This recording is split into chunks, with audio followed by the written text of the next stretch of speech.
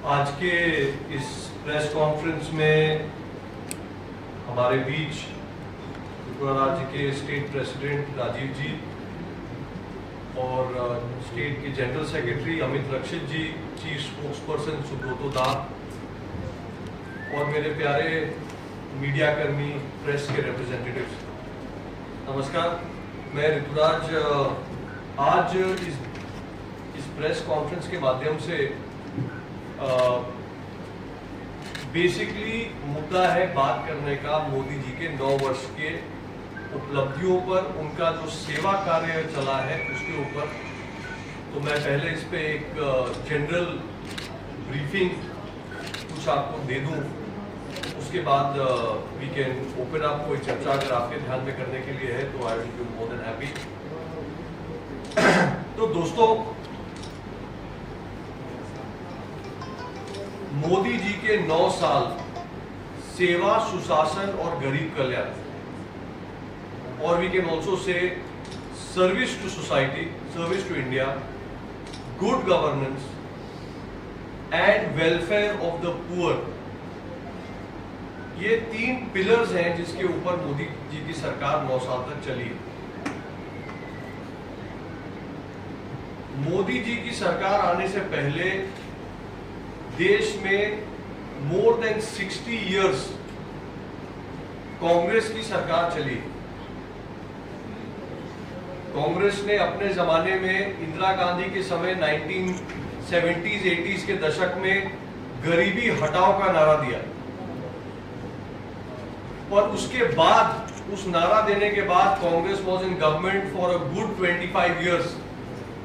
25 साल उस नारा देने के बाद कांग्रेस की सरकार रही, पर देश के गरीब के लिए कुछ ठोस काम नहीं किया।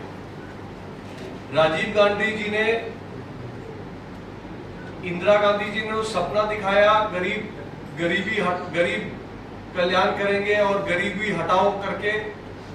राजीव जी ने आके उसकी समस्याएं गिना दी देश में कि 1 रुपया दिल्ली से भेजते हैं तो 15 पैसा नीचे पहुंचता है। उन्होंने खाली समस्या बता के छोड़ दिया। बाद में जब सोनिया जी प्रॉक्सी रूप से देश चलाने लगी, मनमोहन जी जब पीएम हुए, लेकिन 10 जनपद से भारत देश चल रहा था, सोनिया जी चला रही थी, तो इसी प्रकार का काम हुआ। गरीब का प्रॉब्लम सॉल्व करने के जगह पे सिर्फ और सिर्फ वायदे और समस्याओं की सूची। मोदी जी ने पिछले 9 साल में गरीब कल्याण, वेलफेयर ऑफ द पुअर के क्षेत्र में अद्भुत काम किया है।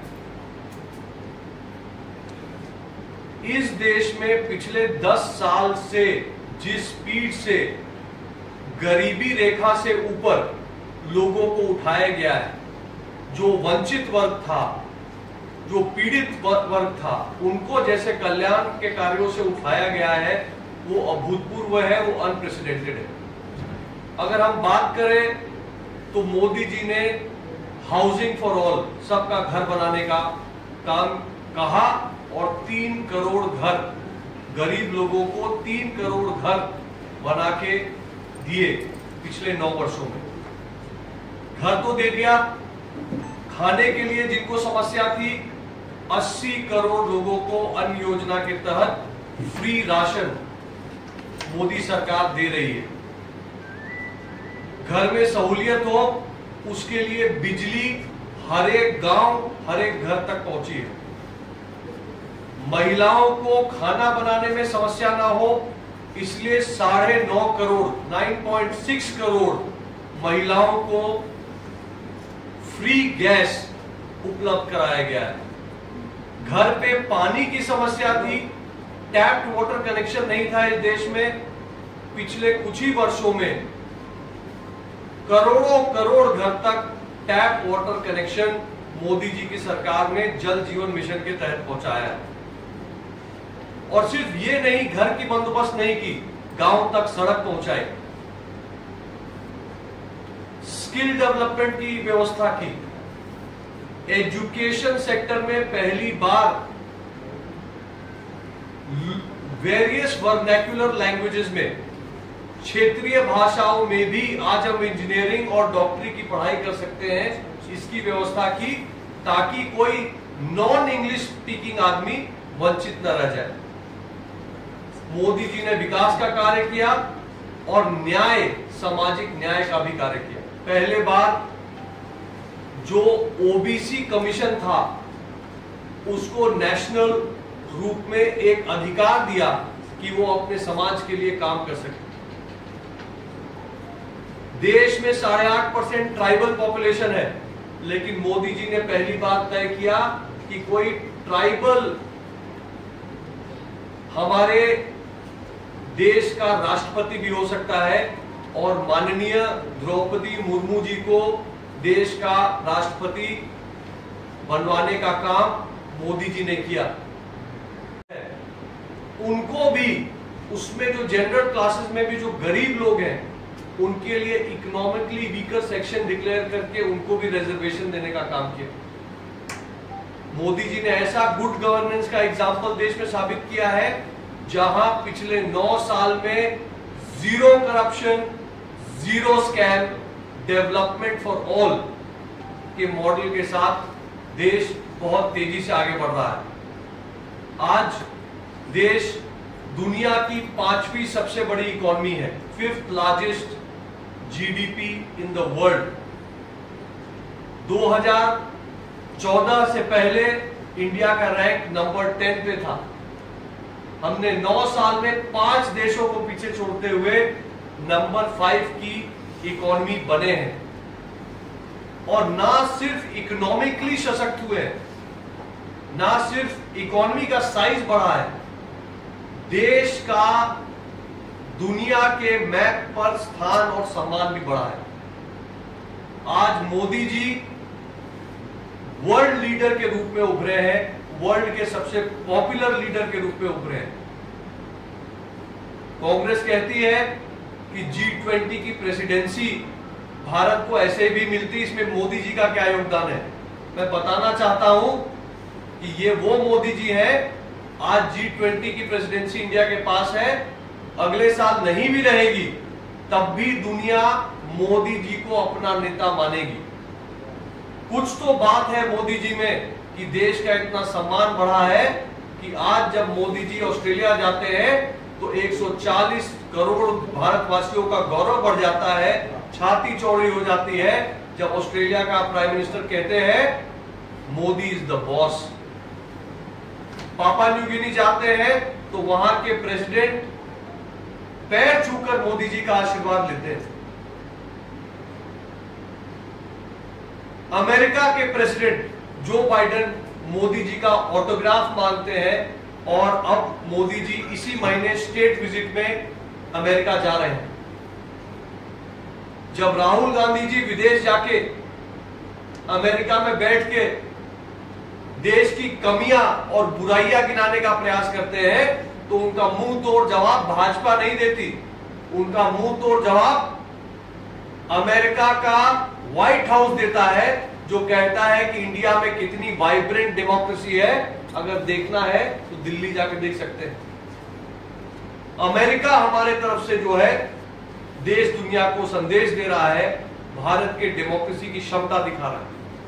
और यही इंडिया फर्स्ट पॉलिसी है जिसको लेके मोदी जी ने भारत का परचम लहराया है।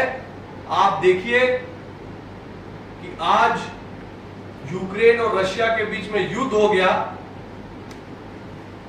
तेल का दाम अरब देशों ने बहुत तेजी से बढ़ाया, पर मोदी जी ने निर्णय लिया कि हम रशिया से सस्ता तेल खरीदेंगे ताकि हमारे देशवासियों को समस्या ना हो, और वो करके दिखाए।